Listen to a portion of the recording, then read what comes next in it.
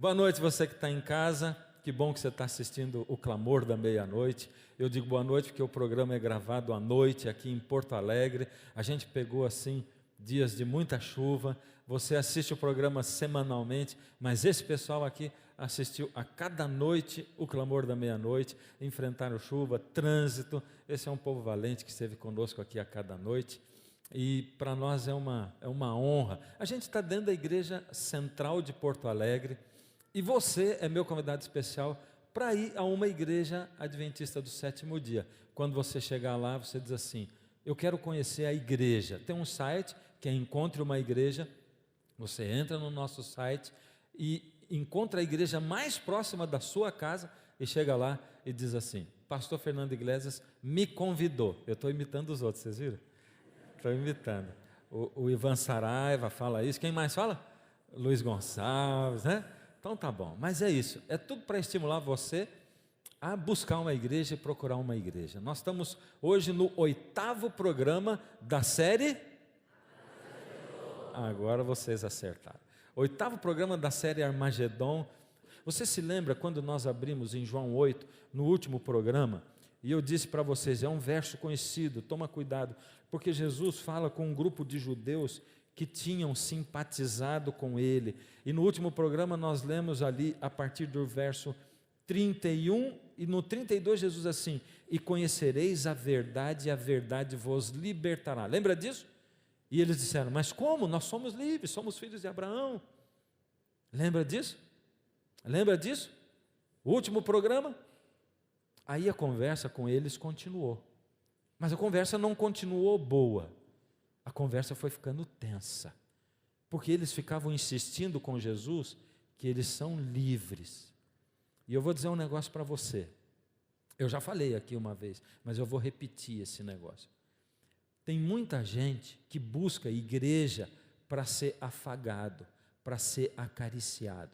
Tem muita gente que busca a igreja, aquela igreja que te agrada, que diz o que você gosta. Nós gostamos de ser enganados, é incrível. Quem gosta de ser enganado aqui? Levanta a mão. A gente gosta, Se você se arrumar, olha, tem um negócio assim, por exemplo, eu estou hoje com a minha namorada ali, né? Minha esposa. É que a gente namora há 37 anos já. Agora veja, teve uma vez que aconteceu um casamento e ela se arrumou para ir no casamento. E aí, quando ela voltou da cabeleireira, eu demorei a reconhecer que era ela. Ela tinha se transformado numa outra mulher, sabe como é que é? E aí chega-se assim: e aí, gostou? Que resposta difícil essa. Porque na verdade eu não tinha gostado. E aí eu me esforcei para agradar, sabe como é que é, né? Eu acho que você já deve ter passado por isso. Mas ela percebeu como é que... Porque não tem jeito, percebe, né? A não ser que você seja um bom ator, assim, minta, talvez você diz: nossa, ficou maravilhosa, que linda e tal. E no fim você diz assim: que horrível. Mas ela sentiu que não tinha gostado. E depois daquele evento eu disse assim: vamos fazer um trato, nunca mais se transforme numa outra, porque eu gosto é dessa, pode ser que eu não goste da outra, né? Deu para entender, né? Então, quando você se arruma, você não quer saber a verdade, você quer chegar e quer que a pessoa diga: gostei. Então assim, quando você se arrumar, nunca pergunte para uma criança assim: tô bonita? Porque a criança é sincera, pode ser que ela diga assim: não. Aí outro dia na minha igreja eu fiquei assim uns 10 minutos contando uma história para a criança, e quando chegou no final da história, a história de Samuel, eu perguntei para o menino assim: você gostaria de ser como Samuel? Ele disse: não. Fazer o quê, né? Gastei 10 minutos do meu tempo, do tempo dele, não consegui convencer, devia ter chamado minha esposa para contar a história, fui fazer o papel dela, não deu certo, né? A gente gosta de ser enganado, e Jesus não gosta de enganar. Então Jesus diz a verdade. Jesus, a gente lembra de Jesus com essa aura do amor, e Ele é amor porque Ele deu a vida por nós, mas quem ama, educa. Você entende isso? Pai que ama, educa. Ou você é um pai amoroso? Tudo bem. Então, se o seu filhinho disser assim, pai, eu nunca mais vou comer comida, eu só quero comer doce. Tá bom, pai? Eu não quero comida. Você diz, que belezinha. Tá bom, querido, papai ama você. Pode comer o que você quiser. É isso que é educar bem uma criança, não é? E você não pode dizer a verdade nunca. Se ela falar uma coisa feia, se ela se comportar mal, você não vai magoar a criança. Você vai dizer assim, benzinho, você é tão lindo. Papai ama você. Continua assim, vai. Continua, vai. Faz o que você quiser. É assim que a gente educa? E eu vou dizer um negócio para você. Jesus, ele fala da verdade com a gente. E a verdade machuca. A verdade dói. Então, se você continuar escolhendo a igreja que afaga você, você vai fugir da verdade. Você vai escolher quem te agrada. Você vai estar dizendo assim, me engana que eu quero ser enganado. Me engana que eu gosto. É isso. Eu quero ser enganado. Pode ser que o mundo esteja acabando. Pode ser que o Armagedon esteja acontecendo. Mas eu não quero ouvir isso. Sabe por quê? Porque a vida já é difícil. Então não me diga a verdade. E Jesus começou a conversar com esses homens. O texto diz que eles tinham simpatizado com Jesus, mas eles não tinham Jesus no coração, nem na mente. Eles tinham Jesus no exterior. Eles queriam saber o que Jesus podia oferecer para eles de bom. Eles estavam interessados em bens materiais, porque eles sabiam que Jesus fazia milagre, eles sabiam que Jesus multiplicava pães, sabiam que Jesus ressuscitava mortos, e eles queriam tirar proveito de Jesus. E Jesus percebeu, mas Jesus queria salvar a alma deles, Jesus queria ir dentro do coração deles, Jesus queria ir na mente deles, por isso Jesus tinha que dizer para eles a verdade, e a conversa se desenvolve assim, vocês vão conhecer a verdade, e a verdade vai libertar vocês, e eles responderam para Jesus, somos descendência de Abraão, verso 33, e jamais fomos escravos de alguém, como dizes tu, sereis livres. Verso 37 vai ficando pior. Jesus diz, bem sei que sois descendências de Abraão, contudo, procurais matar-me, porque a minha palavra não está em vós, a minha palavra não está aí. Eu falo das coisas que vi junto de meu Pai, vós, porém, fazeis o que vistes em vosso Pai. Opa, Jesus começou a dizer a verdade. Eu vim do céu e o que eu falo é o que eu vi do meu Pai. Só isso já deixou eles bravos, porque Jesus disse que veio de lá do céu. E sabe o que eles diziam? Esse é o filho do carpinteiro, entende? Porque as pessoas não conseguiam, e muitos não conseguem entender a transcendência de Jesus, não conseguem entender que Jesus não é esse personagem histórico que nasceu 2000 anos atrás, que Ele é Deus, que Ele é o Criador, e que Ele só veio cumprir o que Ele tinha prometido. Verso 39, então lhes responderam, de novo, nosso pai é Abraão.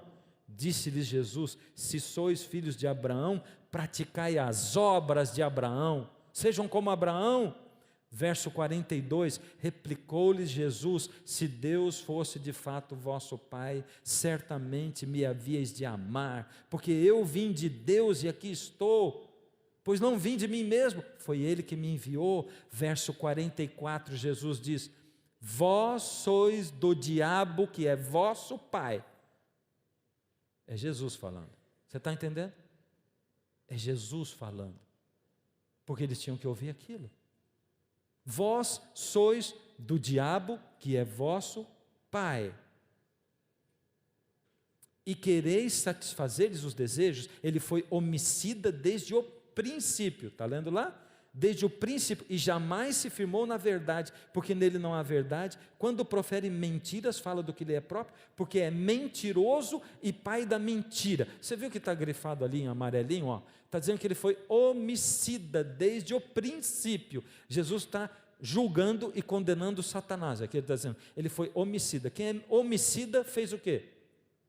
Matou. Opa, não matarás, é qual mandamento mesmo?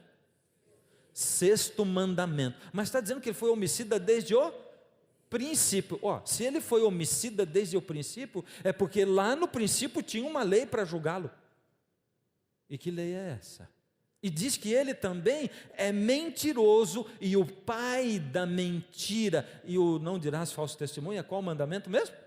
é o nono. Então Jesus está dizendo que lá no princípio ele foi julgado de acordo com essa lei que já existia lá. Porque ele não poderia ser julgado se não existisse uma lei para julgá-lo, mas ele é classificado como quebrando o sexto e o nono mandamentos desde o princípio. A pergunta é: desde quando existe esta lei? Que adjetivo é dado? Vocês não responderam. Desde quando existe essa lei? Desde o princípio, desde sempre. Agora vamos ver o adjetivo que é dado aos 10 mandamentos. Olha o que diz em Salmo 19:10. A lei do Senhor é perfeita e revigora a alma. Os testemunhos do Senhor são dignos de confiança e tornam sábios os inexperientes. Lê Salmo 119 qualquer dia, você vai ver quantas vezes ele faz menção à lei de Deus. Agora, se a lei de Deus é perfeita, ela deveria ser mudada no que será? Aí você diz assim, mas isso é no Velho Testamento. Está dizendo assim, a lei de Deus é perfeita, mas é salmo. Isso é no Velho Testamento. No Novo Testamento, Jesus mudou todas as coisas. E é por isso que Tiago 1:25 diz assim: mas aquele que considera atentamente na lei perfeita, e essa é uma outra, um outro adjetivo dado à lei, lá diz que a lei de Deus é perfeita. E no Novo Testamento diz que é perfeita. Na lei perfeita, lei da liberdade. Uau! Isso aqui encaixa exatamente com o assunto da graça de ontem, do filho pródigo. A lei da liberdade que o pai tem em casa, e nela persevera, presta atenção agora, não sendo ouvinte negligente, ou seja, aquele que não ouve só e não faz nada a respeito, sabe? Mas operoso praticante, aquele que cumpre, faz o que diz nela, esse será bem-aventurado no que realiza. E nós estamos no Novo Testamento. Isso é Tiago, capítulo 1, verso 29. Agora, vamos dormir com esse barulho aí. Quando aparece esse negócio de, mas então, olha só. Tiago, o mesmo Tiago, no capítulo 2, diz assim, falando de Jesus, aboliu na sua carne a lei dos mandamentos em forma de ordenanças, para que dos dois criasse em si mesmo um novo homem, fazendo a paz. Ai, ai, ai, ai, ai. Jesus aboliu os mandamentos, está dizendo aí? Não. Jesus aboliu na sua carne a lei dos mandamentos em forma de ordenança. Aboliu essa lei ou não aboliu? Sim ou não? Aqui está dizendo que ele aboliu essa lei, sim ou não? Por que vocês não respondem sim se está escrito? Aqui está dizendo que ele aboliu na sua carne a lei dos mandamentos em forma de ordenanças. Ele sim aboliu a lei dos mandamentos em forma de ordenanças. Sim, ele aboliu. Mas e tudo que eu falei até agora? Joga no lixo? Como é que a gente consegue entender? Como é que a gente consegue dormir com esse barulho? E você vai prestar atenção que na Bíblia tem 2 tipos de lei. Tem mais, mas pelo menos 2. E eu estou citando essa daqui porque é aquela da qual Tiago está falando. 2 leis. Uma lei que está aqui do lado esquerdo, dos 10 mandamentos, e do outro lado, uma outra lei, que é chamada na Bíblia de lei cerimonial ou lei de ordenanças. Deus deu alguns mandamentos em relação a ordenanças, numa cerimônia que deveria acontecer lá no santuário. Como são chamados, vamos começar a colocar a diferença entre as 2 leis. Como são chamados na Bíblia os 10 mandamentos? Se vós, contudo, observais a lei régia, segundo a Escritura, amarás o teu próximo como a ti mesmo, fazeis bem. Se todavia fazeis acepção de pessoas, cometeis pecado, sendo arguidos pela lei como transgressores. E tem gente que diz assim, Jesus assim, eu dou um novo mandamento. Ama a Deus sobre todas as coisas e ao próximo como a ti mesmo. Interessante. Porque se você olhar nos 4 primeiros mandamentos, ele fala na nossa relação com Deus. E os últimos 6, na nossa relação como o próximo. Então Jesus não deu um novo, ele acentuou o que tinha antes. Mas vamos lá, os 10 mandamentos, lei régia, lei perfeita. Mas tem uma outra lei.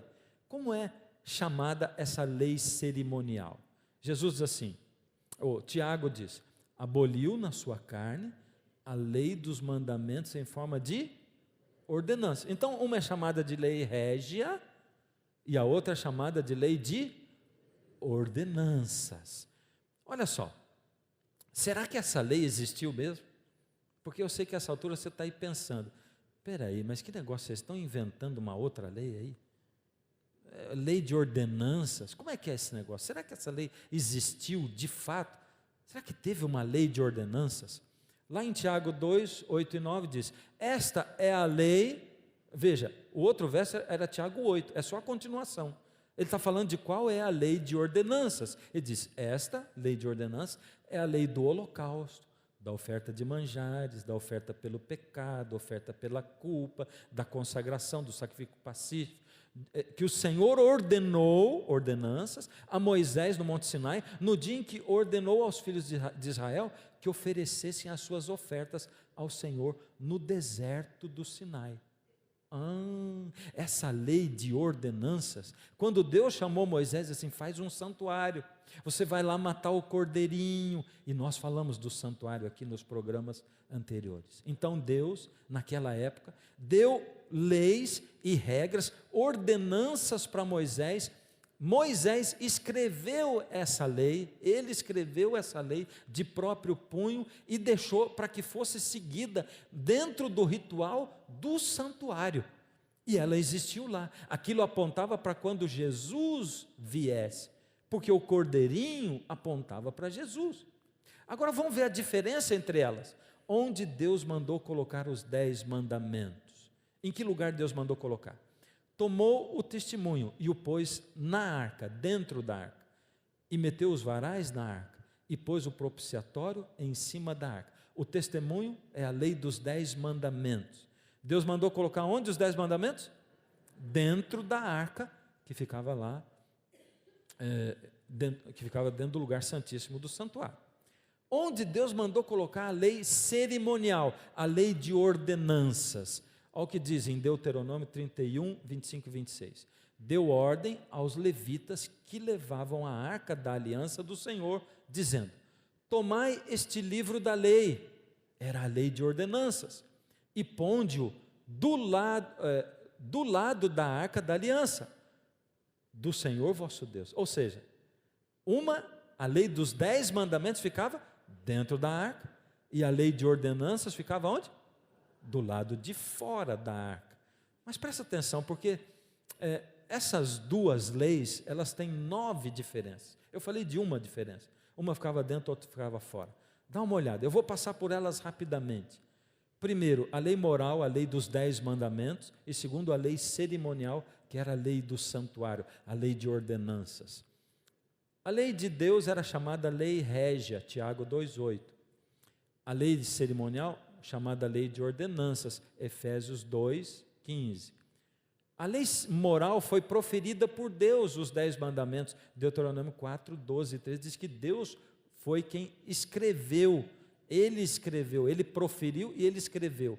A lei cerimonial foi ditada por Moisés para o povo, Levítico 1, de 1 a 3. A lei de Deus foi escrita pelo dedo de Deus. Moisés veio, quebrou a tábua e Deus disse assim, agora escreve. Você quebrou aqui, eu escrevi? Não, Deus foi e escreveu de novo. Deus escreveu.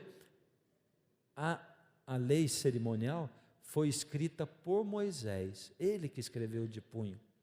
A lei moral foi posta dentro da arca, a lei cerimonial do lado de fora. A lei de Deus é perfeita, Salmos 19, 7. A lei cerimonial nunca aperfeiçoou coisa nenhuma, Hebreus 7, 19. A lei de Deus permanecerá para sempre, Salmo 11, 7, 8. A lei cerimonial foi cravada na cruz, Colossenses 2,14. A lei moral não foi abolida por Cristo, Mateus 5,17. A lei cerimonial foi abolida por Cristo quando ele morreu. porque o véu do santuário se rasgou de alto a baixo, dizendo que não precisava mais matar o cordeirinho, porque o Cordeiro de Deus tinha vindo e tinha morrido pela humanidade. A lei de Deus deveria ser engrandecida por Cristo, e foi. A lei cerimonial foi tirada por Cristo, Colossenses 2,14. A lei moral torna conhecido o pecado, Romanos 3. A lei cerimonial surgiu por causa do pecado. Para que serve a lei de Deus? A gente acabou de ler ali. Para que ela serve? Então, primeiro, eu já sei que a lei não me salva. Guardar os mandamentos me salva? Sim ou não? Guardar o sábado me salva? Sim ou não? Sim ou não? Não. Eu posso fazer qualquer obra para contar pontos com Deus? Sim ou não? Também não. Então, para que servem os 10 mandamentos? Para que serve a lei de Deus? Romanos 7,7. Que diremos, pois? É a lei pecado? De modo nenhum. Mas eu não conheci o pecado senão pela lei. Porque eu não conheceria a concupiscência se a lei não dissesse, não cobiçarás. Então, na verdade, a lei me mostra o pecado. Visto que ninguém será justificado diante dele por obras da lei, em razão de que pela lei vem o pleno conhecimento do pecado. Ou seja, a lei é um espelho. A lei me mostra quando eu estou errado.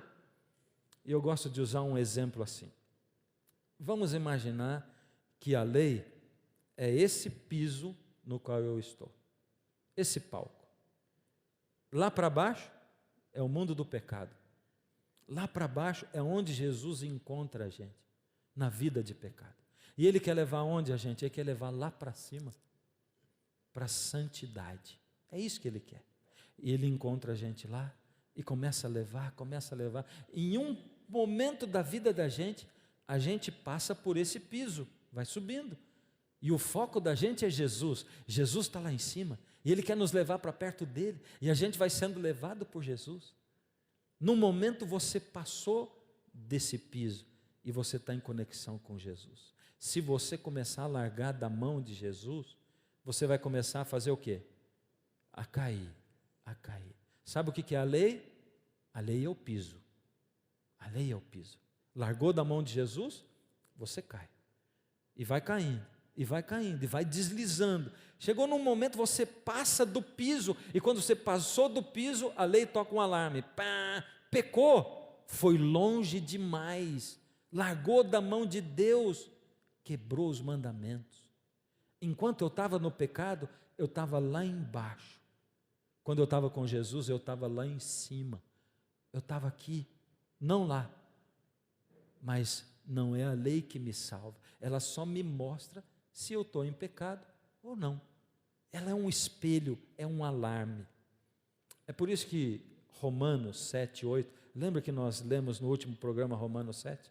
E nós falamos a respeito de Paulo e da luta de Paulo quando diz assim, eu tenho 2 leis em mim, uma é a lei de Deus, que ele chama lei da minha mente. E essa lei de Deus na minha mente, ela me diz e eu sei o que é certo. Mas eu tenho uma outra lei em mim, essa lei está no meu corpo, é a lei do pecado. E eu sei o que eu devo fazer, eu sei o que é certo, mas eu só consigo fazer o que é errado. Eu não consigo fazer o certo. E toda vez que eu quero fazer, toda vez que a lei de Deus se defronta com a lei da carne, a lei do pecado que está em mim, a lei de Deus perde. É isso que acontece. E ele termina dizendo, miserável homem que eu sou, abre lá em Romanos capítulo 7, miserável homem que eu sou, quem me livrará desse meu corpo que está me levando para a morte? Agora presta atenção no que Paulo fala, porque a lei do Espírito, Romanos 8, 2, porque a lei do Espírito de vida em Cristo Jesus te livrou da lei do pecado e da morte. Opa! Pareceu uma terceira lei. A lei do pecado e da morte era a lei do meu corpo que me fazia pecar. A lei da minha mente era a lei de Deus que eu conheço e que eu não consigo guardar. Eu quero, mas não consigo. Agora está dizendo que aparece uma terceira. É a lei do Espírito de vida em Cristo Jesus. Ou seja, é quando o Espírito de Jesus habita em mim e Ele me dá capacidade para guardar essa lei, porque eu de mim não posso fazer nada. Está entendendo? Ou seja, quando eu sou batizado pelo Espírito Santo, para que serve o batismo do Espírito? Ele serve para me fazer ser cristão. E aí é que está o grande problema, porque eu conheço um monte de gente que diz que é batizado pelo Espírito, mas bate na mulher em casa. Eu conheço um monte de gente que diz que é batizado pelo Espírito, mas vive fazendo uma vida de dívidas. Eu conheço um monte de gente que diz que é batizado pelo Espírito, vive numa religião emocional, mas não produz a obra do Espírito, e não está preocupado com a lei de Deus. Interessante. Aqui está dizendo que quando o Espírito vem, ele vem para fazer a gente ser cristão. Sabe de uma coisa? O mundo está cansado de ouvir a gente falar de Jesus. Está cansado. O mundo quer ver gente sendo como Jesus. O mundo está cansado de ouvir a gente falar blá blá blá de Bíblia, de religião, de norma. O mundo quer ver a gente ser cristão, mas a gente só vai ser cristão se o Espírito estiver dentro de nós, se o Espírito morar no nosso coração. E olha ali está de 7 a 14, mas eu vou ler o 7 até o 9. Por isso o pendor da carne, ou seja, essa coisa, essa minha tendência de pecar, por isso o pendor da carne é inimizade contra Deus, pois não está sujeito à lei de Deus, e nem mesmo pode estar. Você está entendendo o que está dizendo? Essa lei da carne que me faz pecar não está sujeito à lei de Deus, nem pode estar. Portanto, os que estão na carne não podem agradar a Deus. Aqueles que não têm o Espírito não podem agradar a Deus. O verso 9 diz: vós, porém, não estáis na carne, mas no Espírito, se de fato o Espírito de Deus habita em vós. E se alguém não tem o Espírito de Cristo, esse tal não é dele. Olha o que Paulo está dizendo. Se você não tem o Espírito, toda vez que a lei de Deus disser, faz isso que é certo, você não vai conseguir, porque a lei da carne vai vencer, e você vai estar na carne, mas se o Espírito estiver em você, ele vai dar poder para você, para viver acima dessa lei, e ele vai fazer você ser vitorioso em relação a isso. O que é estar debaixo da lei? Porque o pecado não terá domínio sobre vós, pois não estáis debaixo da lei, mas debaixo da graça. Você não está lá debaixo da lei, a lei é o seu piso, mas você não está lá mais embaixo, porque o Espírito de Deus te levou para cima, você está aqui acima, a graça de Deus é que envolve, e você não está preocupado em guardar a lei. Quando você está lá embaixo, você olha para a lei e diz assim: eu não consigo guardar a lei, é muito difícil. Mas quando Jesus entra no seu coração, quando Ele entra na sua alma, Ele vai transformando você vai ficando diferente, Ele muda seus gostos, e você passa a gostar de cenoura crua, é o que Ele faz. Jesus vai mudando seus gostos, você vai começando a gostar de música de crente, é isso. Ele vai mudando os seus gostos, e você de repente começa a ter prazer em oração, em ler a Bíblia, em estudar a Bíblia. E você que olhava no sábado de manhã aquela crentaiada indo para a igreja, e dizia assim: eu estou bem melhor, estou indo para o clube, eu estou indo para a piscina.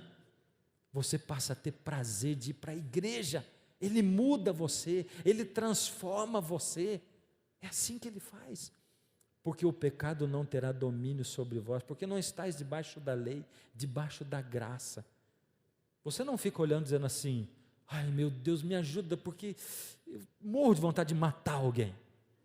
Não, pelo contrário, entra o amor no seu coração, você ama, você quer ajudar as pessoas, a sua reação é positiva. Uma coisa é a gente agir de acordo com o que Deus quer, a outra coisa é a gente reagir. A gente agir é planejado, e agir não é ser cristão. Agir, a gente age assim na igreja, sabe como é que é? Quando vai entrar uma pessoa, você dá o lugar para ela, não, entra primeiro e tal, isso é agir. Reagir é quando um carro te fecha, isso é bravo, sabe? Assim você olha e diz assim: puxa Senhor, eu não queria agir como cristão, eu queria reagir como cristão. Isso tinha que estar dentro de mim, mas é o Espírito que vai colocando, Ele que vai habitando, Ele que vai mudando essas coisas, colocando o amor dentro do coração da gente, mudando a gente. Mas se sois guiado pelo Espírito, não estáis debaixo da lei. A lei não acusa você.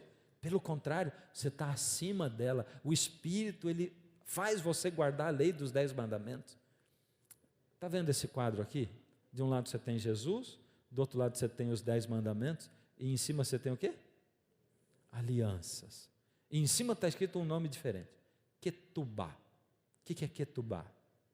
Ketubá era o documento que os noivos, ou é ainda, o documento que os noivos judeus assinam para assumir casamento diante da sociedade. Ele é assinado debaixo de uma tenda, assim. É uma cerimônia bonita, interessante. E o Ketubá é o compromisso de casamento, de união de 2 pessoas. Compromisso bonito. Dá uma olhada. Quando Deus chamou Moisés para tirar o povo do Egito, ele diz assim: tenho escutado o seu clamor. Deus disse: Moisés, eu tenho escutado, o clamor do povo tem subido até mim. Sabe o que é clamor? É angústia, é dor. Aquele povo não aguentava mais ser escravo. Aquele povo não aguentava mais trabalhar e não ganhar. Aquele povo não aguentava mais ver os seus filhos sofrendo. Aquele povo não aguentava mais a carga que era colocada em cima deles, e eles não tinham tempo para ser seres humanos, eles eram máquinas de trabalhar. Eles não suportavam mais aquilo. E eles estavam clamando para Deus. E sabe que muitas vezes a gente acha que Deus não escuta o clamor da gente, né? Deus não escuta o meu clamor. Deus escuta o seu clamor. Quando Deus chamou Moisés, ele dizia: eu tenho ouvido o clamor do meu povo. Aliás, a Bíblia, ela diz que ali tem 2.100 versos dizendo que Deus ouve o pobre, o necessitado, Deus ouve o aflito. Deus está querendo dizer para você: eu cuido disso. Já ouviu falar nesse nome aqui? Rob Bell.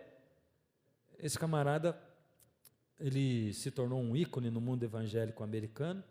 Ele não é um adventista, e ele tem esse livro, Deus e Sexo. Nesse livro, ele escreve o seguinte: ora, os 10 mandamentos costumam ser vistos como regras severas de um Deus à procura de meios para julgar e controlar o ser humano. E não é assim que a maioria das pessoas vê? Os 10 mandamentos? Limite-se a seguir as regras e ninguém sairá ferido. Como se o melhor que Deus conseguisse produzir fosse uma lista de coisas que as pessoas não devem fazer. E é assim que a gente vê os 10 mandamentos. O que é os 10 mandamentos? Não farás isso, não farás. Não, não, não. Aí ele diz: na verdade, os 10 mandamentos dizem respeito a algo mais. Na cerimônia de casamento judaica, ambos os cônjuges precisam manifestar sua concordância com um documento legal chamado Ketubá e assiná-lo. E aqui apareceu a Ketubá. Em essência, trata-se de uma lista do que vem a ser a vida em que estão entrando os dois. Os 10 mandamentos são o Ketubá. Está entendendo o que ele está dizendo? Ele está dizendo que aquele compromisso de casamento que os noivos assinam no casamento judaico são os 10 mandamentos em relação a Deus e nós. O contrato firmado entre o povo e Deus, dispondo de que modo eles viverão juntos.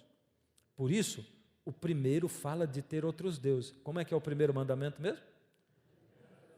Não terás outros deuses diante de mim. Uau, não parece mesmo um contrato de casamento? Jure fidelidade a mim. Jura que você vai pertencer só a mim. É isso que o noivo fala. Em resumo, trata-se de um acordo. O relacionamento não funcionará se eles mantiverem outros amantes. E pelo restante das escrituras hebraicas, encontramos Deus repetindo os votos originais do casamento. Em Oséias, o Senhor se dirige ao seu povo dizendo: você me traiu, minha esposa. O livro inteiro é um retrato da infidelidade do povo de Deus para com ele. Em outro texto, Deus reclama daquela que foi a mulher da sua mocidade. Deveria ser uma coisa bela o relacionamento de Deus e o povo, mas o povo não é fiel. Ele parte o coração de Deus. Dá uma olhada, vamos olhar, porque eu gostei demais do que ele está falando, porque é verdade.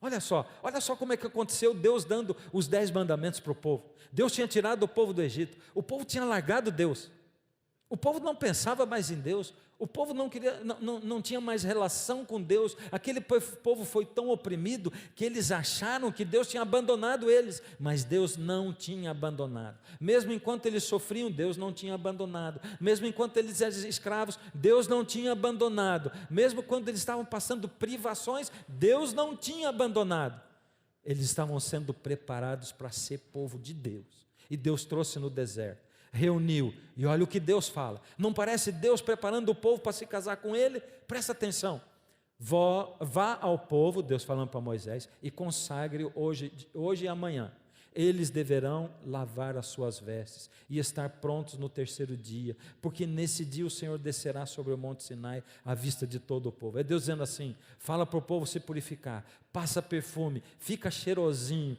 põe uma roupa especial, diferente, se prepara para o casamento.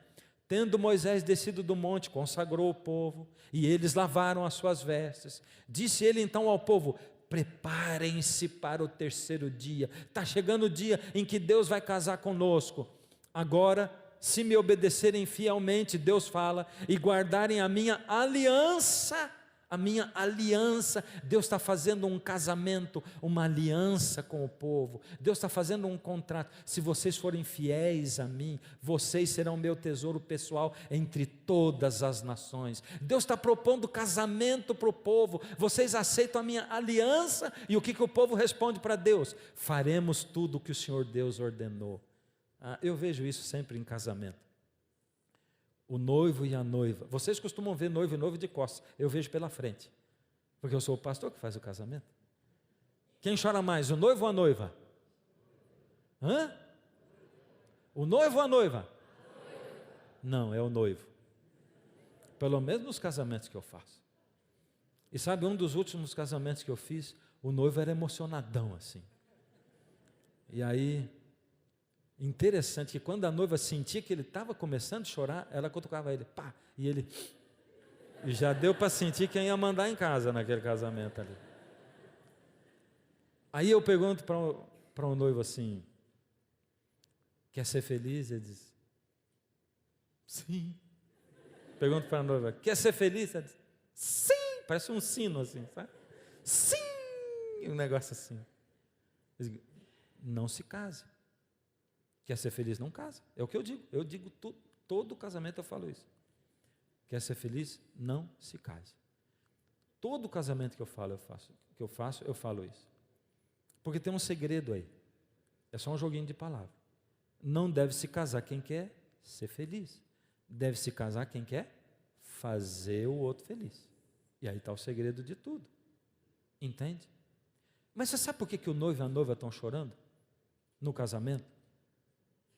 A noiva está pensando, vão ser muitas fraldas, muita louça, vou ter que arrumar a casa muitas vezes, eu vou estar cansada, e ela está chorando por isso, é ou não é? No casamento ela chora por isso, é ou não é? Não é? E o noivo, vou ter que trabalhar muito, porque essa mulher come muito, é ou não é? Também não. E depois quando tiver filho, não. Estão felizes, sabe? Tudo que vem depois é consequência. Estão apaixonados, estão felizes de estar junto ali. Sabe qual foi a melhor coisa do meu casamento? É que antes de casar, quando chegava de noite, eu tinha que levar minha namorada para a casa do pai dela. Depois que eu casei, eu levo para a minha. Coisa fantástica, a gente passa o tempo todo junto. Que bom! O resto é tudo consequência, e a gente faz feliz, cuida de filho, cuida de tudo, com amor, e é isso que Deus está falando, se você me ama, você guarda os meus mandamentos. Ora, ela espera que eu seja fiel a ela espera que eu retribua como esposo, ela espera que eu trabalhe, isso não está escrito num contrato, mas quando eu me casei eu disse assim, eu vou ser fiel a você, e Deus fez o contrato de casamento e disse, eu espero que você seja fiel a mim. E olha, você ser humano, se eu não colocar, aqui estão as regras do nosso relacionamento, mas gente quer pegar essa lei e quer jogar no lixo, e dizer assim, não existe a lei dos 10 mandamentos, por isso, esse texto de Jeremias, que é o último que nós vamos ler, e eu peço para você abrir a sua Bíblia, pega aí, Jeremias capítulo 31. Olha o que diz aqui, do verso 31 em diante. Deus está falando, é uma profecia, onde Deus diz: eis aí vem dias, diz o Senhor, em que firmarei nova aliança com a casa de Israel e com a casa de Judá. Jeremias estava falando de quando Jesus viesse.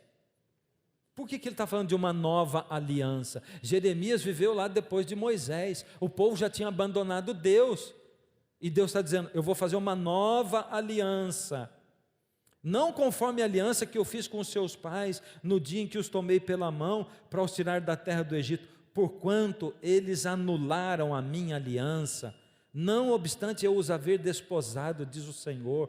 Deus está dizendo, opa, você viu o que Deus está dizendo? Eu vou fazer uma nova aliança, porque aquela eles anularam, me desobedeceram, eles me traíram, eu vou fazer uma nova aliança. Aí você pode pensar, está aí, essa nova aliança que Deus vai fazer, Ele vai mudar os mandamentos, é isso que Ele vai fazer. Deus vai dizer que não precisa mais dos mandamentos, foi isso que Jesus veio fazer. Verso 33, porque esta é a aliança que firmarei com a casa de Israel depois daqueles dias, diz o Senhor.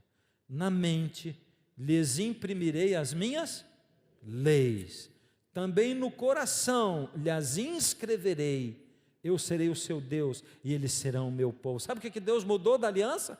Deus não mudou a aliança, Deus mudou aonde Ele escreveu. Ele diz, antes eu escrevi em tábuas de pedra, mas o meu povo, ele me negou, ele me traiu, a minha esposa me traiu. Agora, quando o meu filho vier, eu vou pegar essa mesma lei e não vou cravar na pedra, eu vou cravar no coração e na mente daqueles que me quiserem. Eu vou colocar a lei do Espírito e eles vão viver os mandamentos, eles vão ser como o meu filho, eles vão ser como Cristo. É isso que eu vou fazer e eles não vão me desamparar nunca mais. Nisto conhecemos que amamos os filhos de Deus, quando amamos a Deus e praticamos os seus mandamentos. Porque este é o amor de Deus, que guardemos os seus mandamentos. Ora, os seus mandamentos não são penosos. Tudo no Novo Testamento. Seus mandamentos não são penosos. Anulamos, pois, a lei pela fé? Paulo diz, não, de maneira alguma, antes confirmamos a lei. E Apocalipse 11, 19, hein? O que diz lá? O que diz naquele texto? Abriu-se então o santuário de Deus, isso é Apocalipse, é profecia. Está falando do Armagedon, do preparo para o Armagedon. Abriu-se então o santuário de Deus que se acha no céu. Tem um santuário de Deus no céu. E foi vista a arca da aliança no seu santuário. Esse é Apocalipse. Está falando de profecia e está dizendo que no céu tem uma arca da aliança. E o que ficava dentro da arca da aliança mesmo? Os 10 mandamentos. E está dizendo que lá no céu tem uma arca da aliança e que vai ser vista. Irou-se o dragão contra a mulher e foi pelejar contra os restantes da descendência da mulher, os que guardam os mandamentos de Deus e têm o testemunho de Jesus. Você conhece alguma religião que diz que pode matar? Religião cristã? Pode matar. Alguma diz que pode? Não. Pode roubar? Sim ou não? Pode ofender pai e mãe? Pode ter outro Deus diante de Deus? Na verdade, todas as religiões dizem, afirmam, que nós devemos cumprir todos os mandamentos, todos, menos um mandamento, menos um. Por quê? A lei toda, menos um. Quem mexeu nesse único mandamento? E por que Deus enfatiza tanto a lei dele, se eu sou salvo pela graça? Ele diz, você é salvo pela graça, filho. O meu amor alcança você. E sabe, eu tenho certeza que se você se apaixonar por mim, você vai me servir com prazer. Você vai fazer tudo que eu gosto, porque eu vou estar no seu coração. Porque quando você se entrega, você quer fazer a vontade do outro. Você não vê a hora. Sabe, tem uma coisa boa que é receber presente, não tem? Hã? Mas sabe o que eu tenho aprendido? Dar presente é mais gostoso. Nossa, é muito gostoso. Você olha na cara de alguém que gosta de dar presente, quando ele dá presente para alguém que ele gosta. Assim, ele dá o presente, aquela pessoa que recebeu o presente quer muito aquilo, e a pessoa que abre o presente começa a abrir. Ao invés de você olhar na cara de quem está abrindo, olha na cara de quem deu o presente. E você vai ver uma cena, a pessoa na expectativa. A pessoa não está olhando para o presente, a pessoa está olhando para a cara de quem está abrindo. E ela está ali, ela está ali. Eu imagino assim o rosto de Jesus quando ele curava alguém. O cego, que nunca tinha visto nada, de nascença. E quando ele começava a enxergar, e a cara de Jesus vendo a alegria dele. É gostoso ver alguém alegre, não é? É. Isso a gente sente em relação às pessoas que a gente ama. Isso é o que a gente sente quando a gente ama a Deus e quando a gente quer entregar a vida para Deus. Olha, a Bíblia nos diz, não dá para esquecer dos mandamentos. Se você esquecer de um, você vai esquecer de todos. A lei está ligada, não dá para esquecer de um. Quem quebra um mandamento, quebra todos. Você tem dificuldade com isso? Tem dificuldade com essa coisa da lei? Tem dificuldade com essa verdade? É uma verdade dura demais para você? Eu sei, a primeira coisa que você pensa é assim, mas como que eu vou guardar essa lei? Eu não consigo. E eu vou falar um segredo para você, eu também não. Não consigo guardar essa lei. Sabe do que eu dependo? Eu dependo do poder de Deus em mim cada dia. Cada dia eu tenho que ir para Deus, eu tenho que confessar os meus pecados, eu tenho que dizer, Senhor, hoje me dá o seu Espírito, me reveste do seu Espírito, para eu viver isso, porque sem o Senhor eu não consigo fazer nada. E é só assim que Deus dirige a gente. Mesmo assim, é a gente dar uma largadinha da mão de Jesus e a gente cai. Senhor, por favor, volta. E Ele perdoa, e Ele busca você, e você vai crescendo, e você vai crescendo, e você vai crescendo. É desse jeito que Ele faz, é desse jeito que Ele caminha. Quem sabe aqui dentro tem alguém que tem quebrado a lei de Deus. Sabe por quê? O mundo no qual a gente vive está cheio de pornografia, o mundo no qual a gente vive está cheio de traição, as pessoas acham que isso é comum, não é? Ah, homem é assim mesmo. Homem que é homem não é assim mesmo, não. Não. Porque ele não gosta de ser traído. Então por que ele trai? Por que ela trai se ela não gosta de ser traída? Mas talvez você seja um escravo do pecado, no sentido de que você não consegue deixar o seu pecado. Não consegue. Há um tempo atrás, uma menina, eu morava na casa de uma família, e eu estudava teologia. E aquela menina era uma menina muito difícil, temperamento dificílimo.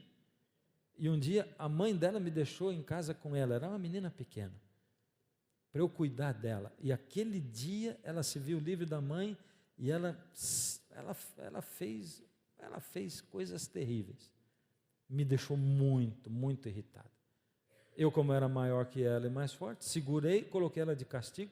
E não sei como ela me obedeceu, disse, não sai daí, você não vai sair daí. E ela não saiu, mas me xingou um monte.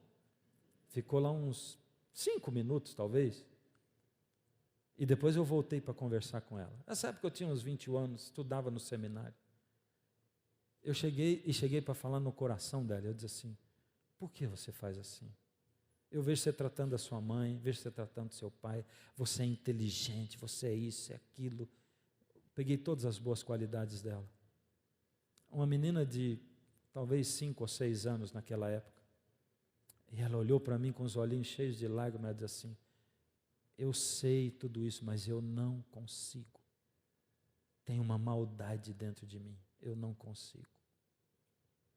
Talvez você seja escravo do pecado. Sente que tem alguma coisa dentro de você. Jesus é aquele que promete libertar você. É aquele que promete que você vai fazer o que é impossível para você. Jesus é aquele que promete o perdão. Ele diz assim, você está pecando? está quebrando a minha lei, eu prometo para você uma coisa, eu prometo o perdão. Não fica olhando para os mandamentos, não fica olhando para o assoalho como se ele fosse seu teto, eu quero guardar a lei. Não, olha para Jesus e diz: Senhor, então toma minha mão, segura minha mão, me ajuda a seguir o Senhor, Pai, me dá força para eu poder andar no seu caminho, e coloca paz no meu coração, e Ele vai fazer isso com você. Eu quero cantar uma última música, e eu quero chamar hoje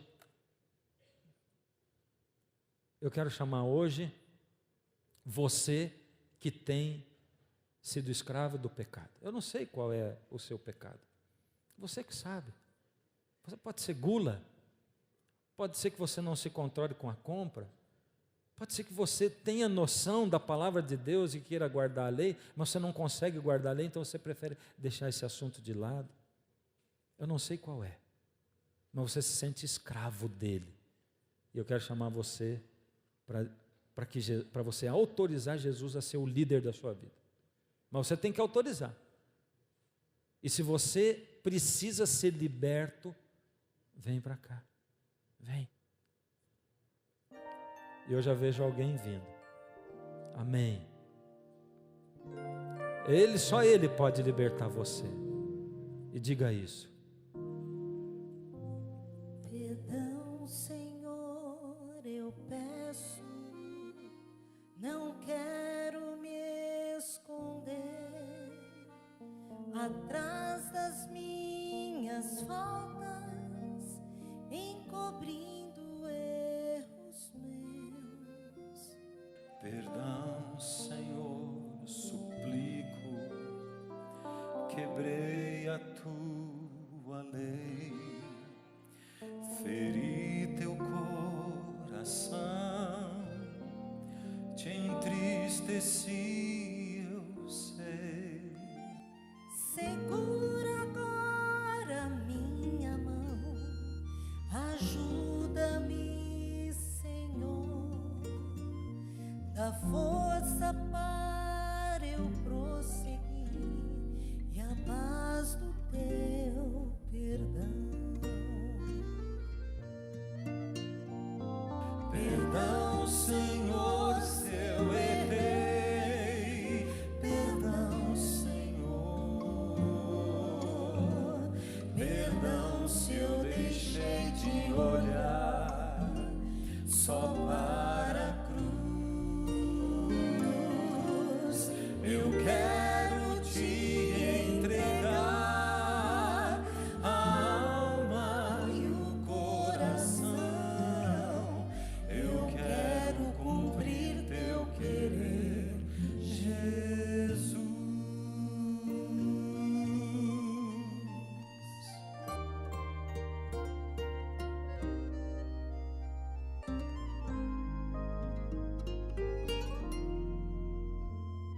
Perdão, meu Pai, por tudo de errado que eu fiz, por ter me afastado dos ensinos teus para mim. Perdão, Senhor, por atos e até por intenções, por ter me aquecido no fogo das paixões. Eu sei que a tua graça jamais me deixará. O teu amor Infinito me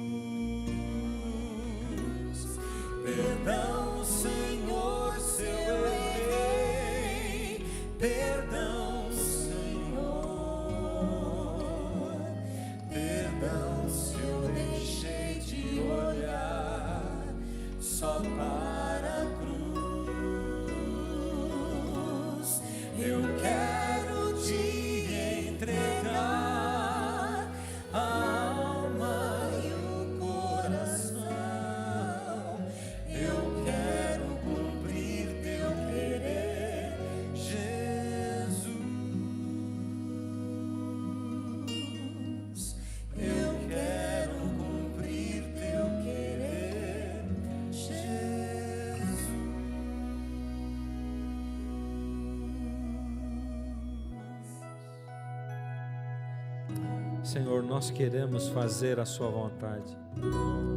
Nós queremos cumprir o seu querer na nossa vida, Senhor. Mas não é fácil, o Senhor sabe. A natureza humana vive nos chamando.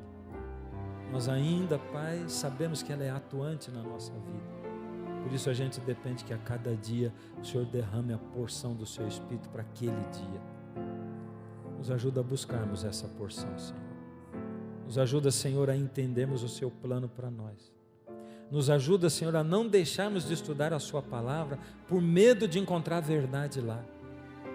Para muitos, Senhor, a verdade de que sua lei ainda é vigente até hoje e que o povo seu, que vai estar vivo no fim dos tempos, guarda os seus mandamentos e tem o testemunho igual ao testemunho de Jesus. Essa verdade é muito dura, Pai. Muitos vão voltar para casa, muitos vão ficar em casa ruminando isso, lutando com isso. Ajuda o Senhor a entenderem a sua verdade, a sua palavra. Porque o Senhor que é Deus, que diz, eu não mudo, porque o Senhor mudaria uma lei que o Senhor escreveu com o seu dedo e que disse que escreveria no nosso coração e na nossa mente. Nos dá forças para, Senhor, cumprirmos a sua vontade. Perdoa os nossos pecados. Vive conosco, Senhor, e nos dá a sua graça em nome de Jesus. Amém.